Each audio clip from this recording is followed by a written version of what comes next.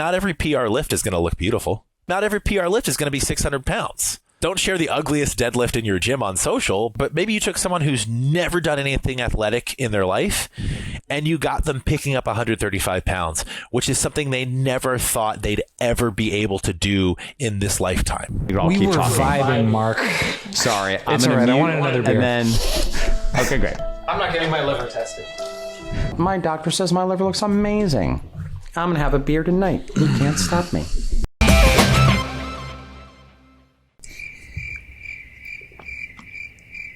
Well, hello, Gym World Worldwide.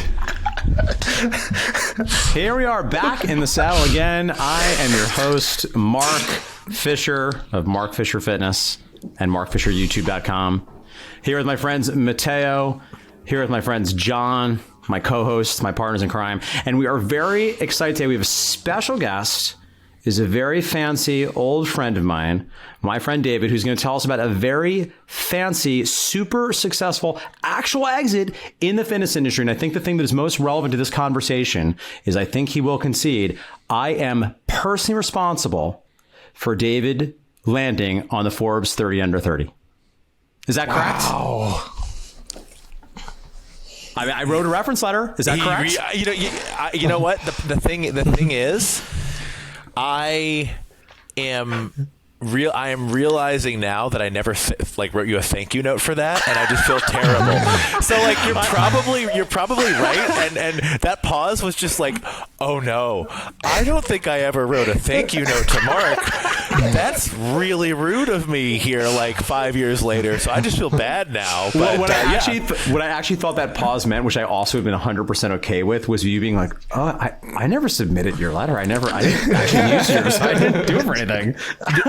No, it's just there's a particular horror. So I was born and raised in Kentucky, and for a Midwestern / Southern kind of that middle region, there's a particular horror when you forget to thank someone, and that's what I just experienced live on camera. I feel like you did. I feel like at the very least you wrote me a very warm email or something. I don't have a. Okay, I feel love from you and for you. I feel love from you and for you. There's no gaping chasm of ingratitude. That's not present for me. It sounded a little resentful. I don't know, but were you on any of the special edition covers with Elizabeth Holmes or Sam Beckman-Fried or all the other famous frauds? Yes. Which successful jailed entrepreneur are you associated with? It's so funny because someone when we announced the Barbend exit, there was a Twitter thread that did get a little play that involved the joke oh, look, sometimes they do actually do things and don't end up as complete frauds. Yes. And then the under 30 media team was very nice. They mentioned the Barbend acquisition in an email blast they sent out, which was great. But I wasn't a cover boy for one of those. I didn't make the cover. I was just on one of the lists because they name 30 people to each list. And there's one person who gets a cover from each of the segmented lists. So is it because you can only deadlift 500 pounds? They only let people who can deadlift over 500 pounds on the cover? Is that the rule? I can deadlift over 500 pounds. I want to be extremely clear about that. Maybe not today, but I have. So just throwing that out there. But no, I think they knew I wasn't going to get a haircut. They knew it. Yeah, okay. And to be clear, Charlie Javis was on the 30 under 30, and it didn't come out that her company was a fraud until after it was acquired. So, there's still time. There's still time. Still time. Oh, wow. Hot seat. Let's get all the bad feelings out right now. I am still employed that would be super awkward because I am still employed by Barbend and Pillar4 by extension. And things are going well so far. So, fingers crossed on that one. But yeah, that's an interesting, I will say, one of the most fun weekends I ever had was doing the Under 30 Summit when it was still in Detroit. I think they moved it to Cleveland since then. Because Detroit is a really fun town if you go with the intent to party. Detroit is underrated. Yeah. An immensely fun town if you go and you're I'm going to let loose. And you have a lot of opportunity to do so. So, yeah. But yes, you have Mark a co-host, Fisher. Mark Fisher was at least a reason I made that. I mean, I did write nice, sincere things. I'm so sorry. My daughter is completely crashing our podcast. No, it's great. It's awesome. But in a I have a very beer cute way. cracked. This is the first time I've drank on the podcast because one, it's Friday afternoon and it's a holiday weekend, and two, I knew our guest today would be okay with it. So if you follow David on Twitter, he's now an influencer. So if you follow him on Twitter, it's great. He's a great follow. You'll find out that he you like bourbon, right? That's your drink of choice. It's my drink of choice. I am as a side gig a professional spirits reviewer and writer. So I actually review and write about all sorts of spirits. Particular affinity for American whiskeys, particularly bourbon. Born and raised in Kentucky. As Mark knows, I think Mark and I might have enjoyed some bourbon together in years past. I'm sure so that's true. Yeah. All right. So before we get into the important stuff, let's talk about the really important stuff. So if you are a broke gym owner listening to this podcast and you have $60 to spend on a bottle of booze, you know, what are you telling me to buy?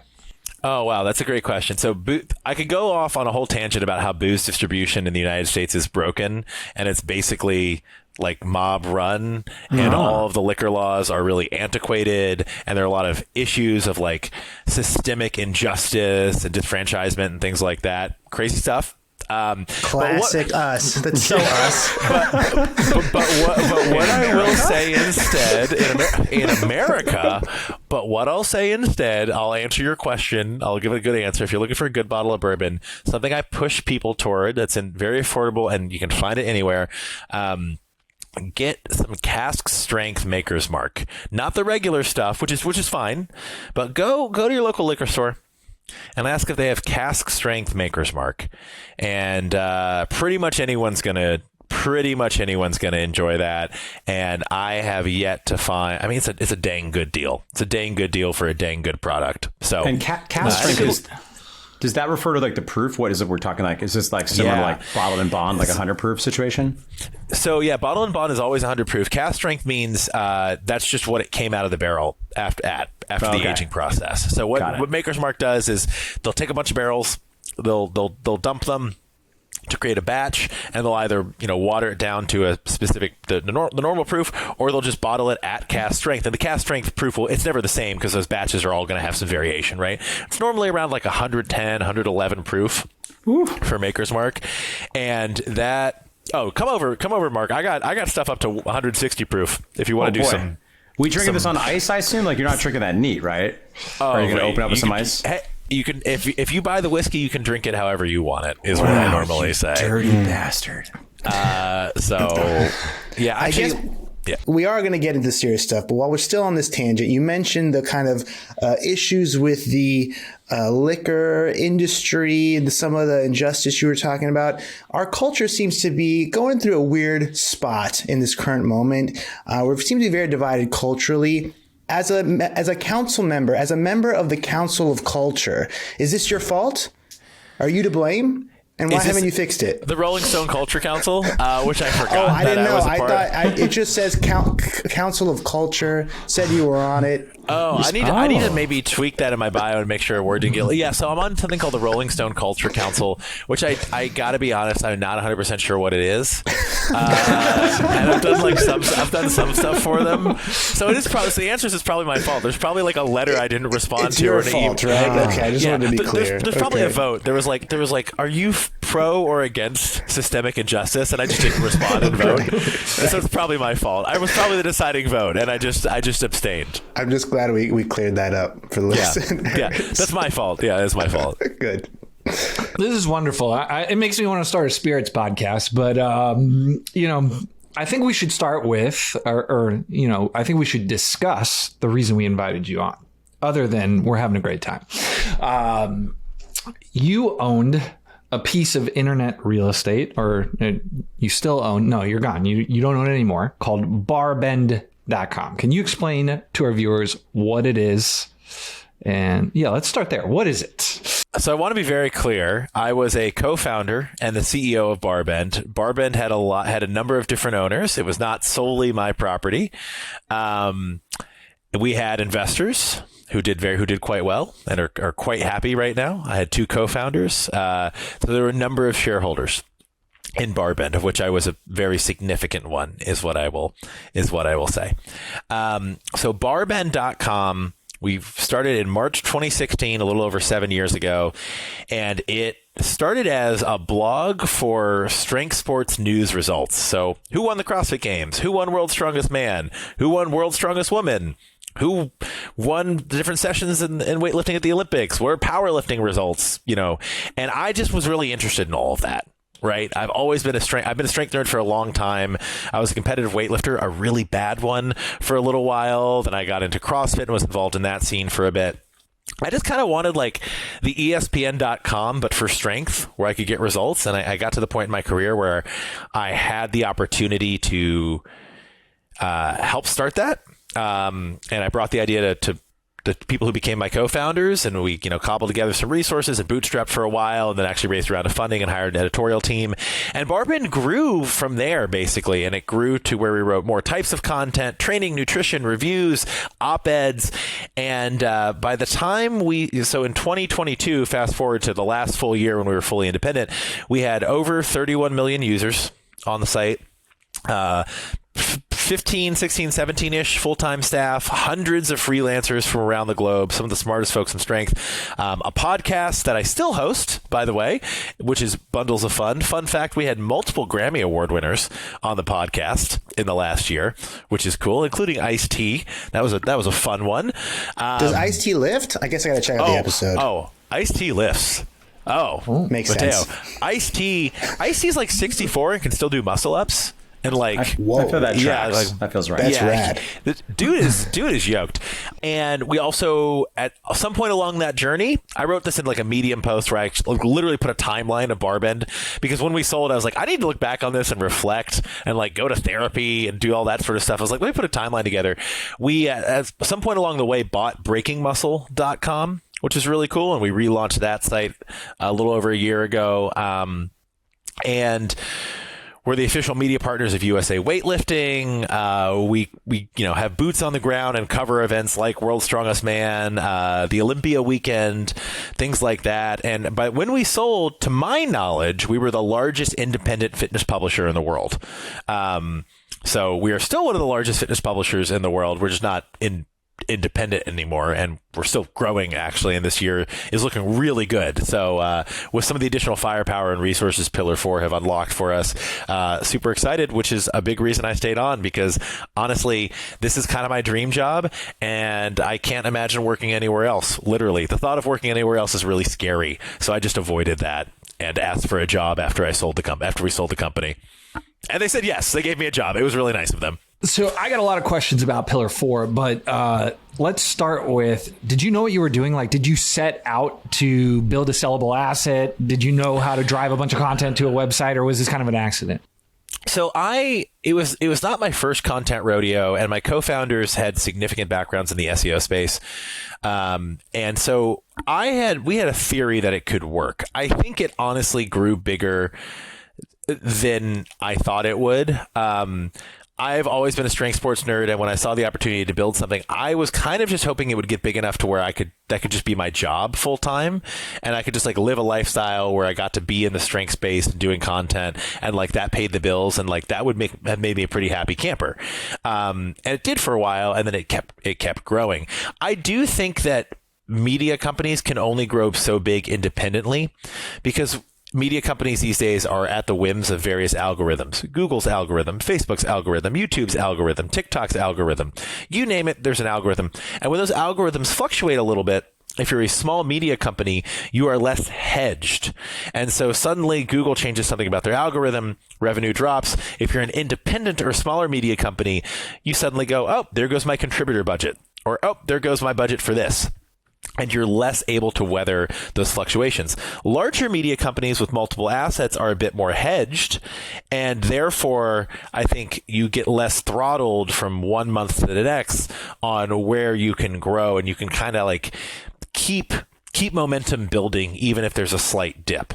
That's kind of my personal theory of digital media companies, by the way. So I knew that at a certain point, Barbend was either going to kind of hit a self-imposed ceiling based on resources, or we were going to have to find a home. And Pillar4 came knocking. It's a company I and my co-founders actually had an existing relationship with. Had seen what they've done with other assets, and we're like, oh, this is like quite literally the perfect home. And it's been fantastic so far. In fact, they basically have the first question they asked was like, cool, you're part of Pillar4 now after the deal was done. What do you need? What do you want from us? It wasn't like, oh, go do this. We demand this. You have to change this. It was just like, cool. What's it going to take to keep the momentum building? And that was really, really neat. So, I think honestly, it worked out better than I expected. But at the same time, I was bullish because we raised a round of funding, right? Like I wanted to get a return for our investors, and you got to fight to do that. Right. Everyone's, again, to my knowledge, and I think I've talked to all of them, they're pleased as punch. So it worked out okay. There are media success stories, despite Vice going bankrupt and BuzzFeed News getting shuttered. So Pillar4 seems kind of interesting. Like I first heard about them in this article right here, which is how 16 companies are dominating the world's Google search results. And then let's see, Pillar4. And then it talks about how Sports Illustrated enlists this secret outside company. And then they said they also run one of my favorite YouTube channels, Garage Gym Reviews, which is also one of my favorite YouTube channels. And that sent me down a rabbit hole. And you probably understand it better than I do, so I don't want to butcher it. But can you explain what Pillar4 is and what they do? Sure. First thing I'll say is it's no secret that Pillar4 operates sections of Sports Illustrated. Like I actually mentioned that in the Medium article I wrote about the Barbend acquisition. In fact, there's a graphic that shows like all of the fitness related properties that Pillar4 either owns or works with. So like it's not a secret. You can like go to Pillar4's website and it's all there. Right? Like you can, it's really not secret at all. So that's like thing number one I want to emphasize. It's a super, super transparent company. Again, at least from my perspective, right? I think that, and also Garage Gym Reviews, Pillar4 did acquire Garage Gym Reviews a while back before Barbend, but Coop, who founded Garage Gym Reviews, is still very much the face of it, still super active. I actually get to work with Coop a lot now, which is really cool. Coop and I had an existing relationship before Barbend was part of Pillar4, and when the deal went through, he was actually one of the first to reach out and be like, hey man, like, I'm like, let's chat. I'm super excited about this. And I got to spend some time with him in person kind of during the acquisition process. So that's really cool. But Pillar4 is a company that operates digital brands, not just in the fitness industry, but across 4 pillars of wellness. Sleep is another big one. Mental health and well-being is another big one. So it's based out of Charlotte, but a lot of folks are remote. And they saw Barbend as a really cool part of the fitness pillar, and Barbend is by volume or by like amount of traffic the biggest part of the fitness pillar of sites they own. Now, Pillar4 has deals with, like you saw there, Active.com and Sports Illustrated. They don't own Active or Sports Illustrated, but they work with and power some of the content on those platforms. And again, that's not really a secret, because like it's very, very out in the open. But yeah, it's really cool because I get to work with people who are touching content on Sports Illustrated and Garage Gym Reviews, and like share some best practices and stories from the content trenches. And I get to work with Coop. Coop's, by the way, one of my favorite internet personalities. Like, he's a guy who, like me, was super passionate about fitness and was like, I'm going to do something about that. I'm going to create the YouTube channel on the website that I always wanted. And I was like, oh, that's what I did, man. So it's fun working with people like that. Yeah, so my understanding is fitness is like their new thing, right? Like they killed it in the mattress and sleep space first, right? They built like a portfolio there. Then they moved into fitness, and kind of their sauce is they can buy a bunch of equipment and review it and have a bunch of different people review it and spread it across all these different properties, right? And that gives them kind of like a little bit of scale and edge versus if Tao and I wanted to start a fitness product review company and had to buy all this stuff and review it ourselves. So I want to be clear, all the teams are different, by the way. So like Garage Gym Reviews has its own team, and like I talked to Coop, right? Like, but the Garage Gym Reviews team, they review stuff in Missouri. The Barbend's Reviews team is actually based in Nashville, or right outside of Nashville. So like they're different teams, and they give very different styles, very different types of content. So it's not like there's one central hub where like everything gets reviewed and then like it's decided which platform it gets pushed out on. Like they're still very separate sites and very separate teams, right? They're part of the Pillar4 portfolio, but no one is employed by both Garage Gym Reviews and Barbend. Actually, even still, they've even kept. Since we've become part of the team, we actually had Barbend and Breaking Muscle had separate teams, and they've actually kept that, and they've started expanding the Breaking Muscle team separately from the Barbend team. So all the different properties within that fitness vertical. And by the way, when Pillar4 was founded, the idea was always they would move into the fitness space, right? So I think it was just like, hey, which ones do we want to do first? So yeah, everyone has different teams. I've actually never been to the Garage Gym Reviews like review lab. The you never got to go gym. to the warehouse? I've never actually been there. I haven't been invited yet, but I've kind of want to because it looks really free. It looks like I'd be a kid in a candy store. I'd be like, oh, I get to try this, I get to try this, I get to try this, and I'd probably overtrain and really regret it. So maybe someday I'll get to go. That could be kind of cool. Do you need Mark to write you a recommendation?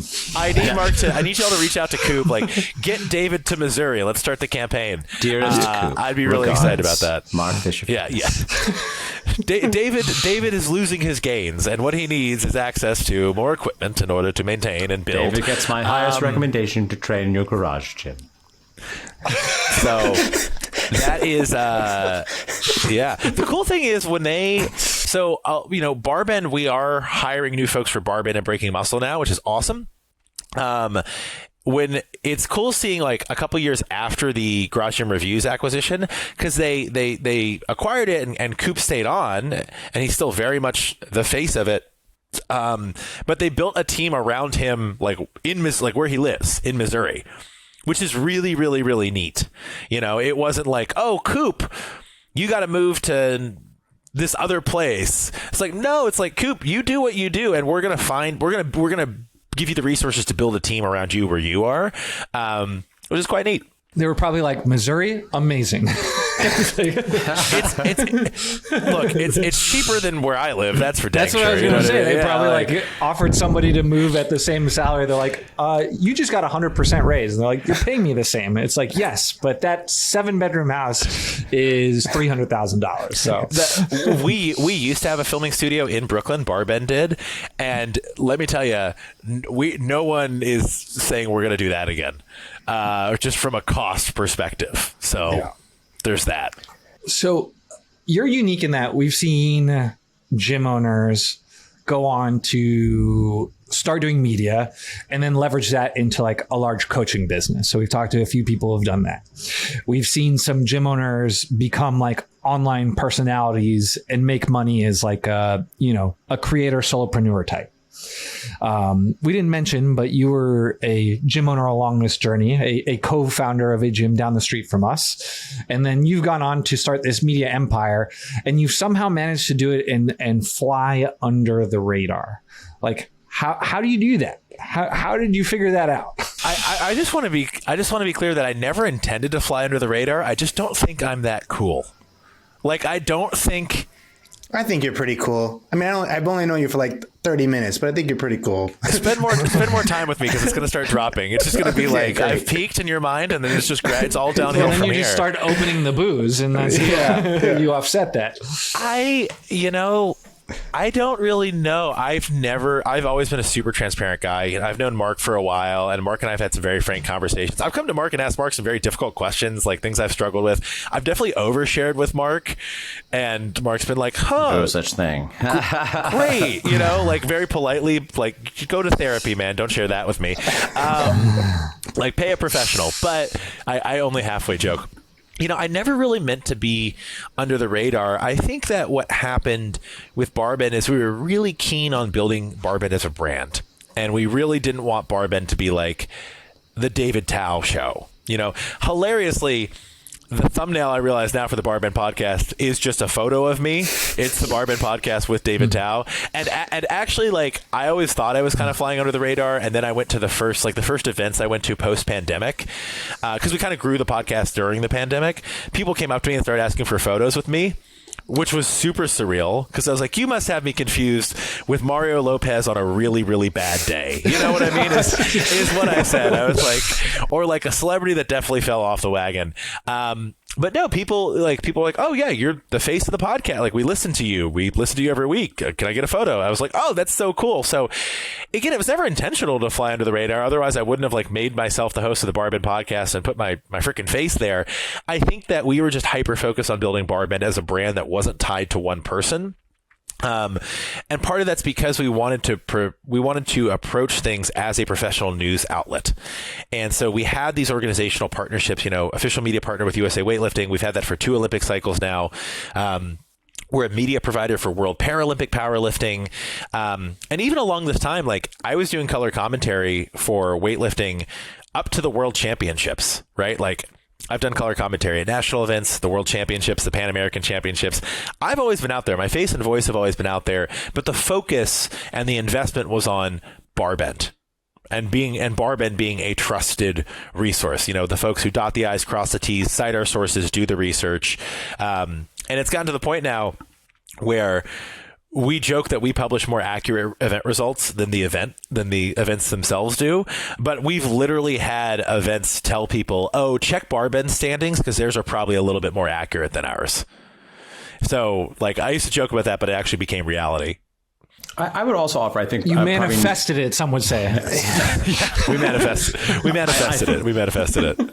I suspect another element of you two not having run into Mr. Tao before is a function of, although David's background is owning a CrossFit gym, that I might say, I think it was before you two were as aggressively looped into everything all the time. He'd already started to transition out into digital media, and the fitness industry is so huge, right? So it is entirely possible, and this is quite literally what happened, to be a huge, big deal in the digital side of sports strengths, and also be a huge, big deal in the world of business skills for brick and mortar CrossFit gyms, and just those Venn diagrams never quite intersected. But I agree. It's funny because I think you were very close. You came very close to each other, but here we are, pals. Here we are today. Well, I do want to try and merge those Venn diagrams now if we can. Because you're very clearly an expert on like building a loyal following, and like also an example of why like niching down is always like very like smart and important thing to do.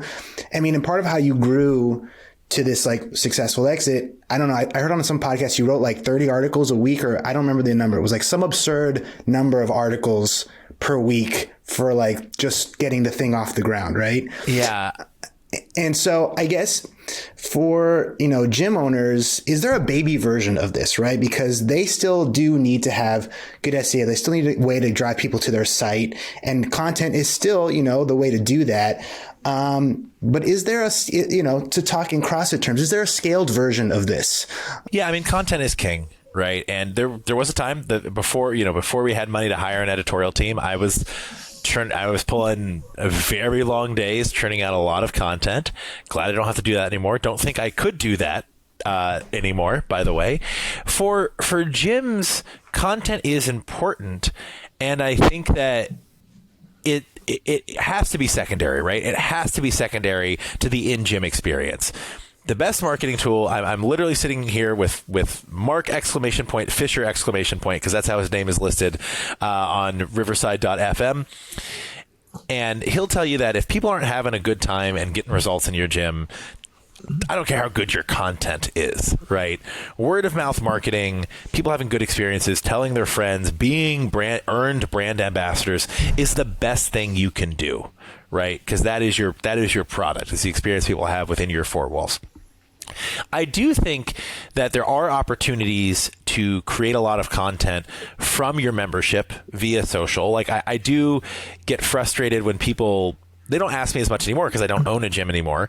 But they used to ask, like, I used to get asked, like, oh, you know, how can I grow my gym membership? And then I check and they haven't posted anything on their site or on social media in months. It's like, well, people probably think your gym's not in business, right? Like you're just not like there's just no sign of life. There's no proof of life. Like, take a photo with today's newspaper and post it on Instagram and show that you're still alive. You know, the date. Look, right? And I think content for gym owners is often just showing the vibrancy of the community. Now, posting articles can be really great. There were times in Barbend's history where gym owners came to us and like, hey, I want to write this article for you guys. And I was like, cool. Why don't you post it on your own site? Right? Because that'll accrue SEO value. And like, people like, thank you. But like, and like they would send the full article and sometimes it'd be really good. And I'd be like, have you published this anywhere? They're like, no. I'm like, why don't you publish this in a place where people can see it and associate it with your place of business? And maybe that can attract clients, you know, like that could be really good. But again, time, right? Gym owners are busy training. If you're a gym owner, I like to think you're half trainer, half receptionist, half digital marketer, half plumber, half fixing the flooring when that inevitably goes wrong, which it does in every single gym that's ever existed in the history of gyms, right? That's like five hats you're already wearing, right? And they all could take up 100% of your time. So what I think that content can do is at the very least show that you have a vibrant community and are building a vibrant community, highlighting your membership, the experiences they're having, giving your members something to share, right? Like, make it easy for your members to share their experiences on the whatever platforms they're on. Make them want to do that. Make them want to take a video and post it on TikTok. Hey, I'm here in, you know, Bowery Cross. Pretend it's some years ago when you guys owned Bowery CrossFit. You know, I'm here in Bowery CrossFit. I'm here in Mark Fisher Fitness. Mark, you do a great job of this. I can't tell you how many times over the years, Mark and I, you know, we don't see each other in person that often, but every time I'm like, oh yeah, this person I'm good friends with, they started going to Mark Fisher Fitness, and I know it because they won't stop posting about it, right? Every time I see a friend start working out at Mark Fisher Fitness, I damn well know it because they won't stop posting about it. They're drinking the Kool-Aid, and I'm like, yeah, Mark, I know my friend works out there because they won't shut up about how awesome it is, you know? And I think that creating an environment where people are encouraged to do that is great. You can seed that, SEED, by creating content that features members, makes it very easily reshareable, you know, create... Like if you're getting photos of a class, right, for your website or for social, like, and you have a professional photographer come in, make that folder shareable. Too, like I see so many gym owners that are spending hundreds of dollars to get great professional photographers to come in and like get action shots, and then I ask like, oh, did you share it with your members? Did you share that Dropbox folder or that Google Drive folder with your members? It's like, no, why would I do that? I'm like, why wouldn't you do that? Put your watermark on there. Like you're paying for all this. Why are you not getting the value of free exposure because your members have these dope looking photos of themselves lifting weights? You know, things like that. I don't know, long story short, Matteo, to your great question, I think we get caught up in the fact that like content doesn't always have to be perfect. If you're a gym owner, just start putting it out there so that you're visible. Barbend, we have to worry about our content being fact checked and perfect and like every little number correct. Yeah, right? we can lie. Gym owners are great. We can just make shit up. Gym owners can just make shit. Just have fun with it. Make the content fun, and that will be reflected in the perception people get from the content. That was my follow-up question: is how can gym owners become the go-to source in their town for training content? It sounds like you just make shit up. Just be really outlandish and make shit up. Don't do that. Just everyone will just start sharing Listeners, that. Look at what this guy said. It was a joke. Yeah, as long as you stay small enough that Barbend doesn't fact check you, it's no problem. Right. Just don't be too successful. Just don't be a victim of your own success. I do think this is a very interesting conversation, though, and I think a very relevant one to gym owners, right? Because you're correct. There's like so many things that gym owners can do, and it is a thing that I do think a little bit about the push and pull from gym owners learning from other spaces, particularly because, you know, for better or for worse, somehow owning a gym is like adjacent to the dark underbellies of like internet marketing. And The reality is there are gym owners where that happens to be a skill and they can and should leverage that. And then there are other gym owners that just seem to have no aptitude whatsoever, but have a lot of the other chops, actually, even from a business perspective, that are necessary. But as far as really creating deep relationships with an audience, because they can personally create information that is value building, that will be, the cliche of like entertaining and education and informative, that makes them the go-to source of credibility and authority in their neighborhood. I just think it's an interesting open question about, if and when there are moments where that's actually not the best use of their time. Is it better in some situations there might actually be this provocative people that are so not good at content that they might be better just like running a bunch of paid ads. And, I think like David said, the very least you need to be active, right? You need to have some posting, you need to have a social media engagement. But the reality is there are some individuals, and I confess, like I do think to some extent we've done this at MFF. We've drafted largely off of my interest and proficiency at building content within our particular world. And I think if a gym owner can do that, it's a good idea. I just want to make space, if you're listening to this, maybe somewhat provocatively, particularly if you think content is synonymous with writing or video, and you're just not good at those. I think David's point is very salient. You might need to consider other kinds of content, and don't feel like you have to, the way that many people that do this professionally. And I know many people that teach business to gym owners that are reading Anne Lamott's Bird by Bird and just like love thinking about writing. And, if that's not you as a gym owner, I think, maybe a takeaway here is just do something, right? Just give yourself it's okay if you're not on fire for it. If you are and you can leverage that, that's amazing. But also you got to do something, and it doesn't have to be the great American novel.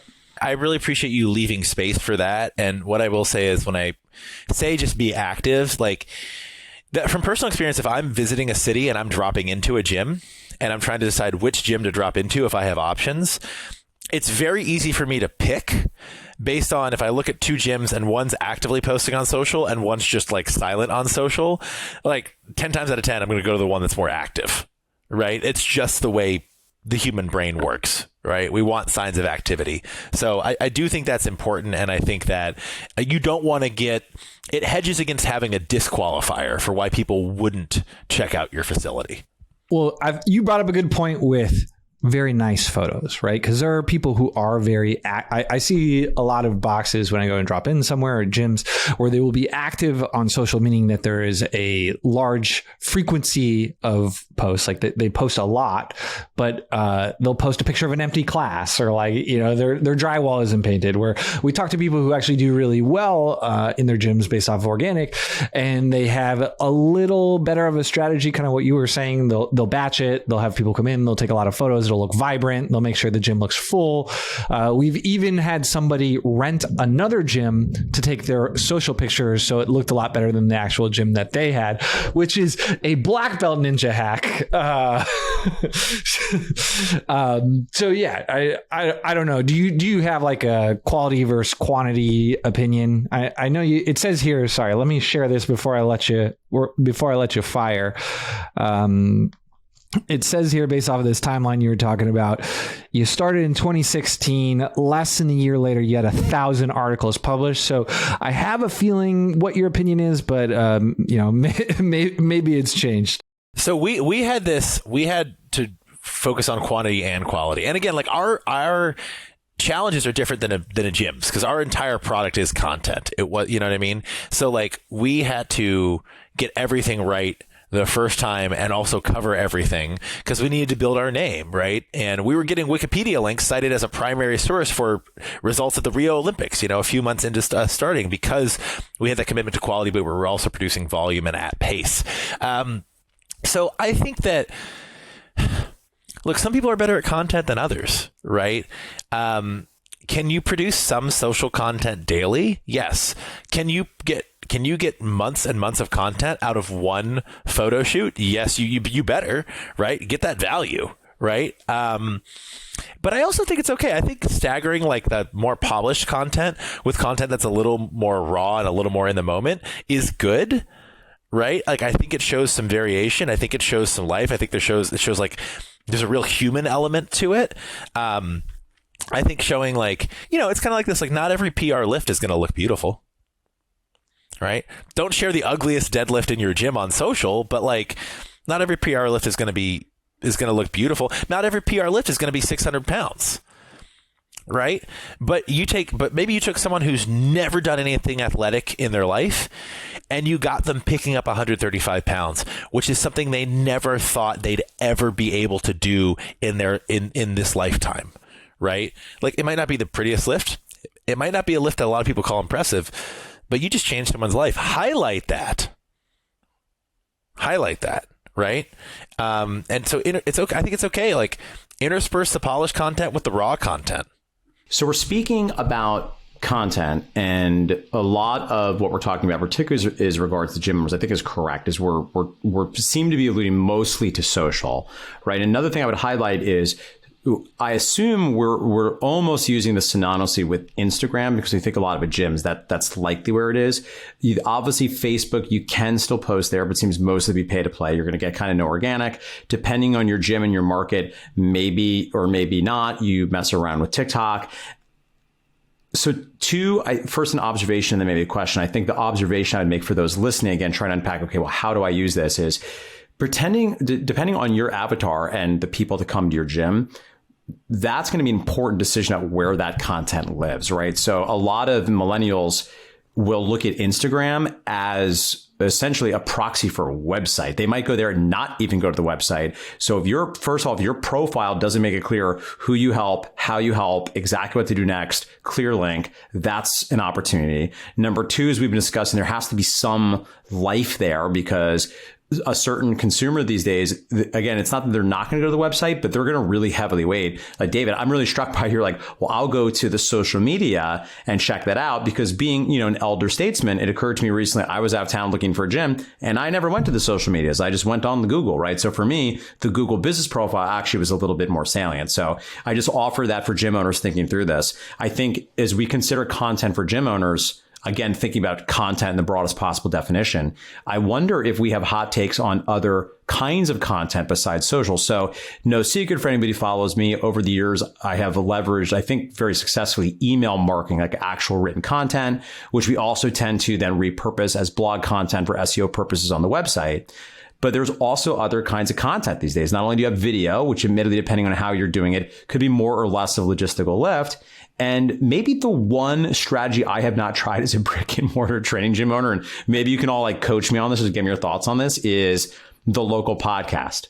So I'm curious, I know I got some real smart general marketing brains here, some specific business of gyms marketing brains, because I hear about this a lot. It's literally like the only thing we've not done at Mark Fisher Fitness is start a podcast for your gym, interview your clients because your clients will love it and you'll make them celebrities and then they'll share it, and interview local business owners because then essentially you're doing biz dev for the ultimate joint venture and they're also going to promote themselves because no one gets asked to be podcast guests. So I'm just wondering if you all have a hot take on the viability of that for the typical gym owner, if that's a thing people should be pursuing. I've heard you also say, I wanted to ask this, I've heard you say in other podcasts, like single channel is dying. And I don't know if, so you kind of have to be everywhere, but maybe that's more relevant just for your media empire versus, because gym owners, they suffer from shiny object syndrome, like most entrepreneurs. So like, oh, TikTok's the thing. I got to post on TikTok now. Oh, I also have to post on Instagram. Oh, I have to post on Google Plus or Google Business Profile. So Google Plus what's the on balance? MySpace? I meant Google My Business or Google Profile, whatever. So yeah, what's the balance of, staying in your lane and just getting good at the one thing versus having to also make sure you're everywhere, doing everything everywhere all at once. Yeah, resource constraint. Yeah. The one thing I do want to say, actually, I kind of want to, the only time I'll ever push back against the great Mark Fisher is I think there is still benefit to posting on Facebook as a platform because it often shows up highly in Google search results. Well, let's say you're not pushing back, you're coaching me. That's different. You're coaching me, and I'm taking your advice and running with it. I'll see if I can give external versus internal queuing on this. But I think that when people are Googling gyms near this or gyms near me or something, Facebook results still will often show up. Facebook still has the map functionality and has a lot of things that kind of emulate Google My Business. Obviously, make sure everything on Google My Business that you can control is tight and filled out. But there are some features that Facebook has that kind of emulate that, and it will often show up highly in search results. And so there is benefit to that. Fortunately, it's very easy to cross post on Instagram. Yeah, I was going to ask as a super fast tactical. Now that we've actually veered into like literally, I'm just getting a coaching from Tao. Is there any actual penalty to just cross posting? Because I think that's what we do at Mark Fisher Fitness. So I assume for the purposes that you're mentioning here, there's no harm, right? You might as well just like cross post anyway. It's not going to like hurt you in Google searching, which I think you're offering as part of the benefit of having Facebook activity. It shouldn't, that to my knowledge. The thing that I think I see gym owners flub is they don't update their Facebook information as they would their Google My Business information. So if the gym moves locations, if it opens additional locations, if hours change, if contact info changes, phone numbers, things like that, make sure that's all tight and filled out, right? So that is something I would say, because that does show up highly in search results sometimes. And again, don't give people disqualifiers, right? To Mateo's question, as far as the balance, oh man, that's a great question. And being multi-channel, to Mark's question about the podcast, if you're going to do a podcast, make sure it's a video podcast so that you can also release it on YouTube. YouTube, reminder, is the world's second largest search engine, owned by the world's largest search engine, right? So like there is benefit to posting on YouTube. Like get the content, get as many streams of content as you can out of each recording, right? So make sure you have video. It doesn't have to look the most polished in the world, but like make it discoverable on YouTube, which is again the world's second largest search engine, right? So all right. So one question before you go. You obviously have insight into what type of content performs well. You guys work within a bunch of different niches in the fitness industry. What parts of the fitness industry do you see trending right now, right? Because a lot of people look at CrossFit and say, this is kind of like on a downtrend. What's some of the stuff you see on an uptrend? I think that I think we're still seeing growth in powerlifting. I think we're still seeing growth in weightlifting and strongman. I think we're seeing growth in people going back to fun things. Like I think strongman, which is not just for men, by the way, that strongman is like for everyone. Strong humans. I think people are just excited to have fun and lift things in like new ways and have fun expressions of strength, right? So, you know, I see kettlebells making another resurgence, right? Like I think people just enjoy things that feel functional and feel fun, and like they don't want to just move in like very specific defined patterns, and they like to have fun. Like flows are making a comeback. I see a lot of like, I don't know. I think there's a new paradigm for functional strength that isn't CrossFit. I think for a while, functional fitness meant like red line, get your Fran time under 2 minutes, right? But I see now people are kind of like, what if I can just go 80 or 85%, have a good time, and like still feel pretty good after the workout, not like a puddle on the floor, but I can like move in new ways and in new capacities and just explore my body in this very kind of old school physical culture mentality. I see that becoming more popular, and I think that the brands and methodologies that take advantage of that mindset are going to really benefit. That's what I got. Amazing. That checks out. I mean, strength has been trending. We've talked about on this podcast before, so I think that totally aligns with everything you just said. I hope we have another chance, and I just want to say thanks. I have absolutely loved getting to talk with you guys. I hope we get a chance to do it again soon, and next time y'all are in Brooklyn, please come over. We'll have some fine spirits.